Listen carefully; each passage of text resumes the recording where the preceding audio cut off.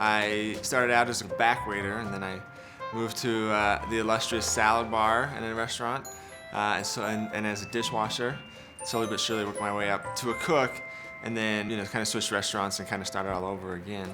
I guess I would consider myself a restaurateur. I spend my days bouncing around between the restaurants, making sure that people are getting the things done they need to. Sometimes when I have to get up like 5 in the morning, that's hard, but other than that, it's not too bad. Restaurants, I think, have historically been a place where there isn't as much balance. When I was working in New York, the chef I was working for, classic French chef, smoked in the kitchen, yelling and screaming at everybody. And his wife came to him one day and said, it's me or the restaurant.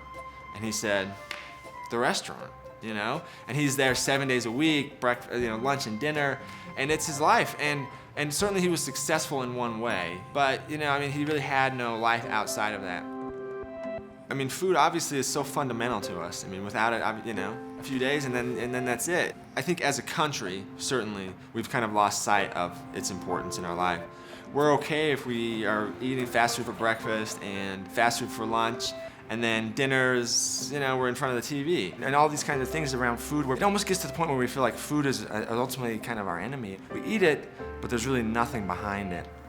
You're gonna get something that you just don't get anywhere else. Some people will call them a pineapple tomato. Tomato, once it's ripe, it's just this vivid yellow, and you get these streaks of red throughout, and it's just, I don't know, it's this experience that you just can't get anywhere else. One of the bigger problems you get with tomatoes that are being shipped is, one, that they pick them unripe, but two, they tend to refrigerate them as well, which it's a flavor killer. So we get these straight from him. We keep them outside all the time, and it's unbeatable, really, the flavor you get.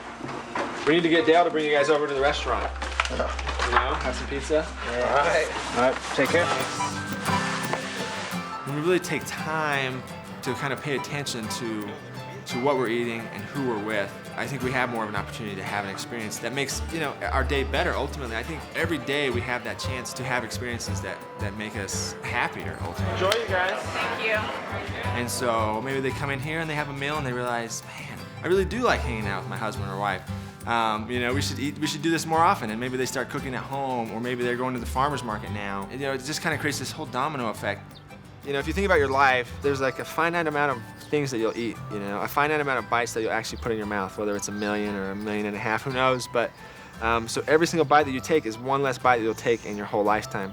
And so I think for us, it was kind of like a call to arms in terms of like, let's make each one of those bites count, let's not let them go to waste, I'm a restaurant owner. I love all things food.